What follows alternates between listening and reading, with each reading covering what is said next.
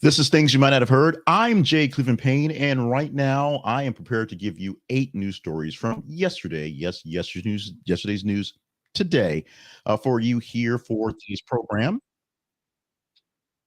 And talk to myself there. New equipment, new things line up, new things are lining up, so we're going to make things work out. They're going to get better. Work with us here. But as I said, 8 news stories from yesterday, today, that get you started or basically get you kind of wrapped up on things going on. These are stories that are conversational stories that you guys deemed as worthy of talking about, which is why they got here. And we'll do some explanations and some complaining about some of the stories because these are some stories I definitely would not have picked up. But we do have stories on Tropical Storm Helene, which is a big deal. Brett Favre and Marcellus Williams all in the news. The vetting process will explain at the end of the headlines series. But remember, you can find out more about us and get our value, if you will, what you get from us in total by going to our website. This is a conversationproject.com. More information on what we do and how we do it there. And email us with your comments, concerns, and complaints if you may have them at the conversation inbox at gmail.com. Going today for 8 stories, as we said today, I didn't say it already. It is September the 25th, 2024, a Wednesday. Let's get into the headlines as you deem them conversational. No particular order as they're being presented, but you'll see as we go along. Starting off with headline number 1, which is the biggest one here for the states right now, and it is the beforemath of Tropical Storm Helene, which is expected to become a hurricane as Florida residents are already starting their evacuation plans. It's a form storm that basically just formed into something that you can call it a name storm about 12 hours ago, early in the day yesterday. And so it is still 2-3 days away from hitting the coast. What we believe, based on the patterns, it's going to hit somewhere on the western coast of Florida. So places like Tampa and places like that are right now getting out of the way of the storm. Evacuations have been begun in Florida specifically, and some work done in Georgia to get prepared as well. Governor Ron DeSantis of Florida and Georgia is also pairing up to have state emergency. Expected to do storm surge of 6-8 inches of flooding all the way up through the Carolinas after it makes its way up there. Of course, as it gets somewhere first, we'll see if it hits and where it hits first and going there. It could turn. There are some models that say it will go a little bit more west, so it may hit more Alabama, more Louisiana, and then go north from there. But we'll have to see once it hits there. It's still about a day and a half away from being anywhere. We will see. Let's get into the story that's number 2. This is a big one that a lot of people are going to be paying attention to in the next couple of days, because it is in the next couple of days, about 10 days away. Another rally happening for Donald Trump. This one happening in Butler, Pennsylvania. October the 5th is the day of this one. Of course, at that place, on the day of July 13th, the rally that was there was the first assassination attempt we've had on a presidential candidate in quite some time, a former president, if you will, going in for quite some time. And it's the sparks of a lot of debate on how the campaign is going and how security is going for campaigns as well. His return to the stump there in Butler means he's going back to the scene where he was shot in the ear back in July 13th, which started a small sort of chain reaction of changes to the way things were being done to turn back into the way things are always being done. That's a sort of a complaint on my end, the fact that he came in with this sort of revelation that he needed to be a little nicer and then went back to being not so nice and actually bragging about being not so nice, which is sort of the weirder part of that one. But this is a fact that it also comes to the play where Donald Trump is trying not to have another debate because people are already voting, yet he's having lots more rallies because people want to see him. He believes, or want to hear him. He believes. They don't want to see him do a debate because he won that debate. He believes. Our next headline, and this is one that's going to get a bit petty, so bear with me. Now, the headline that everyone's talking about is Brett Favre tells Congress he's being diagnosed with Parkinson's. Brett Favre, in front of Congress, told the world, and Congress specifically, that he is diagnosed with Parkinson's disease. The details are not so much in this report. Something he was diagnosed with for a while, and he's been working through it lately. But why did he tell it to Congress? Why was he in Congress? Why was he sitting in Washington, D.C. to have this press conference that was not his press conference? He was actually sitting in front of Congress to talk about matters of a civil lawsuit against him involving welfare funds in Mississippi. He's being charged of taking funds for welfare, Mississippi, the poorest state in the nation, and using them to build essentially ballparks, literally a ballpark for his daughter's team into college. Basically, taking government funds that should have went to other developments and using them to build facilities at colleges and just kind of pad his pockets. That's why he was there to talk to Congress. And unfortunately, because of the announcement of the Parkinson's, which is a bad thing, most of the actual reporting did not talk about his actual hearing on Congress. We can't really talk about what he said about the thing, but we do know that he's dealing with this from lots and lots of concussions. Now, he's been one of the more vocal folks about dealing with head injuries and kind of going out in the field and getting his bell rung and being out there. And at the time, being seen as a hero, being seen as the man for dealing with this. But the long term effects, we're showing that he's going to have some serious issues of brain injuries right now, specifically with Parkinson's disease. So we are feeling for Brett Favre. Those areas, we still want to know why he was using government money on things that weren't related. That question still was not answered. Here's a very interesting story. It wasn't a very high ranking story, but it got a lot of response from the Facebook viewers, high ranking there. So we put it in there and we swapped it out last minute to put it in something. There's some issues on the story. But parts of the Sahara Desert are actually turning green amid an influx of heavy rain. Unusually heavy rainfall is causing parts of the Sahara Desert, one of the driest regions of the earth, to turn green with new vegetation. It's due to the monsoon rains pushing farther north than usual, impacting areas like Mali, Niger, Chad, and Sudan. The rapid growth of plants highlights the desert's dormant ability to respond quickly to rain, though this change is expected to be temporary. There is a bit of climate change to be said in this one. There is a bit of the fact that the rains and monsoons are unusually high and moving towards the north, which may seem like a good thing because in most cases, climate change is essentially eroding land and melting ice glaciers and things like that. While the desert needs to be desert for good reasons, there are things that live in the desert that need desert conditions. Something that made the deal like this a temporary greening is not necessarily a terrible thing. It's also a great phenomenon to see, but it's not something that's going to be. The desert in Africa is not turning into a jungle in Africa anytime soon. The sands of the Sudan will not become part of the Nile anytime soon. That's not going to happen. Let's take a quick pause. We've got some very heavy stories on the way, but we'll take a quick pause to remind you that we need your assistance in keeping the Conversation Project going, keeping all our things going. Now, these are some very simple things that you can do to show that we're doing fairly well. Like the videos, like the audios, like the works we're producing out there. We do this thing right here as a live feed. Originally, we could do clips of it and give you clips for smaller pieces. People don't watch live feeds and get some of the news there. We produce this as a after the fact podcast, take the audio and clean up a bit there. We have a newsletter with all the links directly into the news straight to you. Like those things so people see what's good. And I can see what's working and what's not working.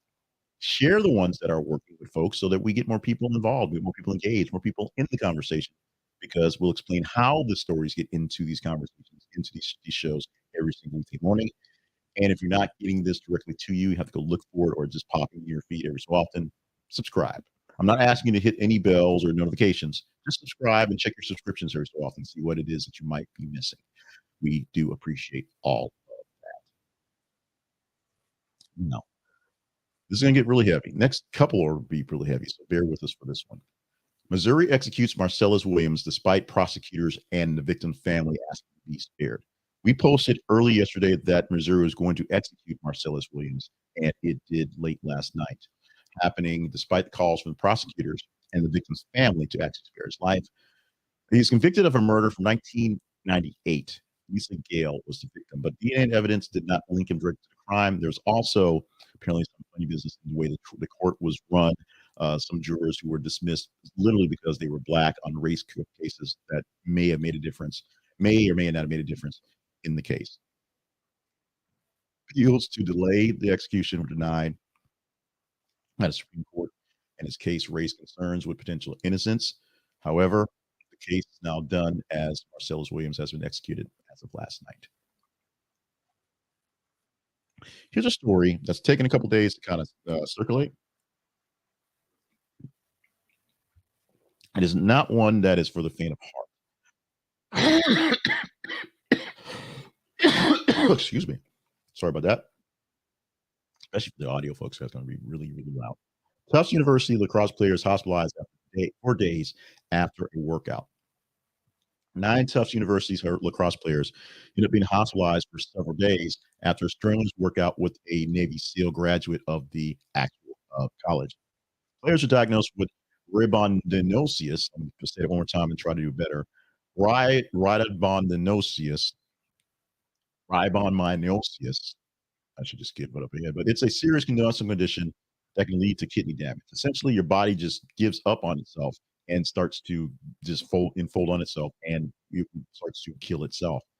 The 45-minute workout was voluntary and supervised, so it wasn't anything that should have been crazy. 3 players remain hospitalized as of yesterday, raising questions about the safety of the intense training. Now, this is not a disease that is uncommon.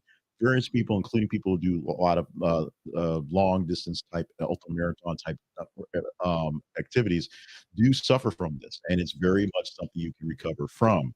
However, the fact that so many players actually went through this in one workout is where the questions are rising. It's not something that is contagious. You don't breathe on somebody and all of a sudden the next guy falls over from kidney damage. It's something that means extreme, strenuous, extreme heavy workouts going forward. And as we said, this workout was supervised. It was actually, work voluntary, so it wasn't something that had to be done. And other than the fact that it was something done by a Navy SEAL, maybe a bit more intense for the kids in that era. Maybe they weren't trained up ready to do this. Maybe it was such intensity it just could not have undertaken. They should have stopped doing it well long ago. But this is a story that took a few days to kind of get to us. You guys engaged in it as soon as it got there, and so we're talking about it. You guys engaged in this one pretty heavily. I didn't. I'm sorry, I did not slide for that one. Apologize for that one. You guys engaged very heavily on this story pretty quickly because you guys like cheap stuff, and the U.S. is cracking down on the cheap stuff, cheap Chinese goods from sites like Shein and Temu that people love here in America, but obviously are really, really not so great. They're bad for the environment. They're bad for just money. They're bad because they're cheap. But the U.S. is going to tighten up on the deals that you see from Temu and Shine and things like that. The Biden administration plans to close the de minimis loophole, which lets small value goods avoid tariffs and inspection. That's why it's so cheap, because it's so tiny, tiny, tiny. They get past all the major tariffs that Donald Trump's going to pass on everything. The move could raise prices for American consumers who buy inexpensive items from these platforms, as it targets vendors exploiting the trade exception. Also, keeping less non-quality goods off the market, which is the main point here. One of the biggest issues with places like Shein and Temu that buy things in bulk from um, Chinese distributors and things in the fast fashion realm and things in the very cheap tech realm is they don't last very long. Which, as a person who buys things in a cheap tech realm and has been known to buy some cheaper fast fashion stuff, but try to take care of it to keep it a while, it ends up in a landfill pretty quickly. And to keep that from happening, they're going to raise the prices. That may help. I'm not sure how this next story helps, but this is a story that literally I would have no reason to talk about. But we did put out the original story about the secret lives of Mormon wives, the new reality show that has 9 Mormon ladies doing naughty Mormon things for Mormons, like, marking up Tupperware prices and drinking Diet Cokes or something like that. Well, there is some backlash from this. There are some serious issues with this, as the Secret Lives of Mormon Wives star Taylor Paul and boyfriend Dakota are on the rocks. Taylor Frankie Paul, a star of the show, and her boyfriend Dakota Mortensen have confirmed the breakup. They've said they've taken a break from each other. They're taking time away from each other, as various headlines say, but essentially they ain't together anymore. Taylor is reportedly heartbroken following the split, which occurred after the show's premiere sparked speculation about the relationship. Both have dropped hints online about officially confirming their separation. Fans have closely followed the couple's turbulent romance, particularly through social media, where both have shared updates in their lives. Relationship end comes as a surprise to many who were invested in their story. I personally am not invested in the story. I don't really care. We're talking about things that are engaging, talking about things you want to talk about. So that's why this is here. Apparently, the two, Taylor and Dakota, live their lives on the Instagram, live their lives on social media, and we're social media peoples before the premiere of this show. And whatever was in this premiere of the show, which I have talked about, I have joked about, I've talked to actual Mormons who are like, man, I don't know what the hell's going on with this thing.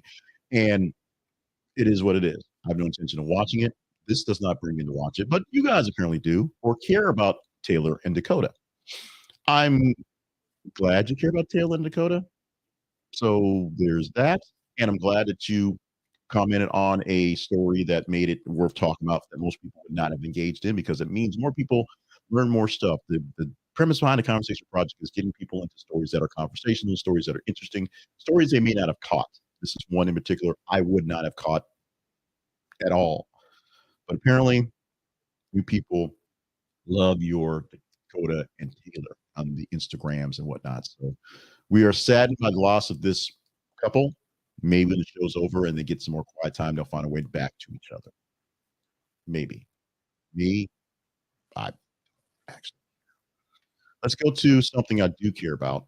A story that's growing increasingly because it has so many tentacles are engaged in it. Today's teaser story. Today we're going to tease the story on Sean Diddy Combs and his move. He is being actually we had a posting a story of Sean Combs being moved to the same facility as Sam Bankman-Fried. What we're posting, and that one didn't actually make the cut for today, to be honest. Okay, but today we're having another story that is we're going to hype up right now, and it is how he's been accused of rape and recording an alleged attack by another woman, a separate rape story, a separate race allegation, while he's dealing with everything else. Women are coming out of the woodwork with all sorts of issues against Sean Combs, and now apparently it's time because can't really do much in retaliation, at least not personally, when he is behind bars himself. So just like Bill Cosby, as one person finally got a court case going through and showed that there was some there, more women are coming in and saying that bad things were done by Mr. Cosby over time. His statute of limitation, because it was so long, had issues for people going to court.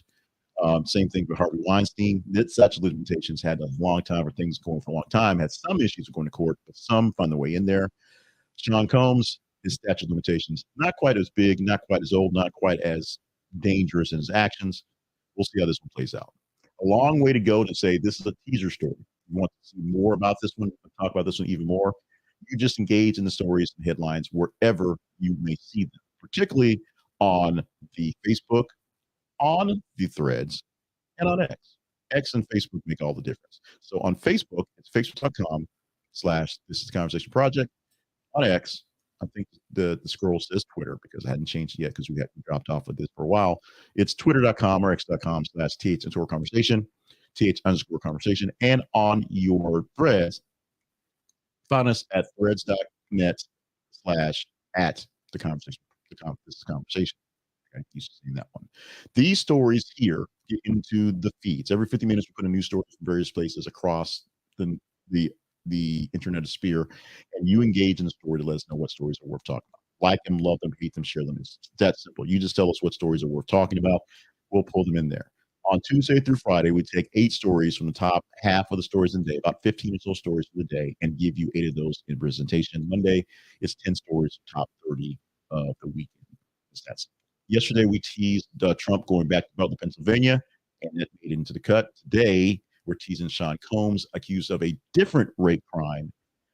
Will we talk about that one tomorrow? That is up to you. Whatever stories you want to talk about, we will make them happen tomorrow. Quick pause in the newsy stuff or the salesy stuff. Starting off with our sponsor and then some promotion for ourselves. The Conversation Project lives online at thisisconversationproject.com, but we live online in various ways, including on the Amazon, on your Barnes & Noble, in your bookstores. We do, as part of the second show, the things you might ought to know, a daily affirmation, something to help you feel better if you're not feeling so great. I wrote a book on that. That's where the source is. It's essentially me marketing myself. And this week, we're marketing 100 daily affirmations for positivity and confidence. We're going to market 2 other books that were supposed to come out this month and this week, but did not, including the memoir, So 50 Happens. We believe it's going to happen. It's just not going to happen before my birthday, which is Sunday. It will happen before the end of the year, possibly. And if you're a insider, if you're a partner, you know the issues on what that's going on there. But we didn't want to lose on this week's book promotion. So we're going back to one that you may need right now. Affirmations are a great thing to use when you are not doing so well, because just like turn that frown upside down, being able to say things to yourself that are positive, that bring confidence, that can boost your mood, can bring positivity, can bring confidence, and boost your mood. And this is a book with 100 affirmations that can do that. Different varied words of things going on, and each affirmation actually has some reasons behind it, some ideas behind it, some science, if you will. For more ways to see how this works, make sure you watch things you might ought to know in the same feed that you're seeing this full thing here, and you'll see an affirmation. We'll explain how that works out there. You want to just go ahead and get the book and learn about it yourself. And there's also a chapter on how affirmations work and can work for you. Go to the link inside of this presentation or search for 100 Affirmations Pain, P-A-Y-N-E, wherever your books are bought online. We are in all the major online bookstores because there's some sort of partnership to do that. So we're there. We find them there. We're also in some private bookstores, some small bookstores across the nation. It's always a kick when I get a call from Maine saying, Mr. Payne, we'd like to put your book in our bookstore. Can we get discounts? Sure, discounts, put it out there. So see if you can get a copy of my book or any of my books by going to Amazon and searching for my name. I have plenty of books out there covering business, covering personal development, covering sales, a lot of sales stuff. But you can check it out, this one particularly, by clicking the link in the description of this presentation today.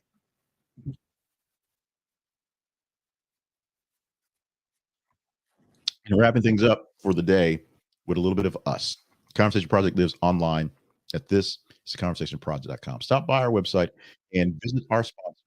All sponsors we have are affiliate sponsors. So you have to purchase from them to get a commission back. That's how they all work. So taking care of all the legalese, that is done. So if you like one of our sponsors and they take care of you, they take care of us. You can also take care of us directly by becoming a partner with us at the Conversation Project. Go to the partnership page and find out ways that you can partner up with us directly. They have various different tiers and options for one-time donations as well. It is something you can do with us and for us. Partners get a chance to get more insight of how things are working behind the scenes. I have a video and a video update and occasionally newsletters that go straight to them that explains things that does not go to the general public. But if you want to do general public stuff, most important things you can do for us literally are free. You can email us at theconversationbox@gmail.com. You can go to our website and visit other things and share and like and go there and see what's out there. You can follow us on the feeds. The most important thing you do is follow us on the feeds because that will tell us what stories to talk about, things to focus on in the conversation. The partnership stuff, the paying us directly is not a prerequisite, but it does help. It just honestly, it does help. That you can help yourself to the rest of your day. Wednesday, September the 25th, 2024 is today. I am Jay Cleveland Payne. Thank you so much for being part of what we do here for the Conversation Project. If you're watching this live, in a few moments, we will kick off the next batch of the second show, the live stuff, and that is things you might ought to know. If not, it'll be in your feeds, on your Facebook, on your X, on your YouTube within moments of business being done. So check out the second show. That's where we do the fun stuff. That's where birthdays, the history lessons, and the celebration of the day will pop up there. Just make this one much simpler, much shorter, more pithier, if you will. Trying to do what O says and be a bit more pithy. Love you guys. Mean it so much. Let's have a great day today and continue out a great week going forward.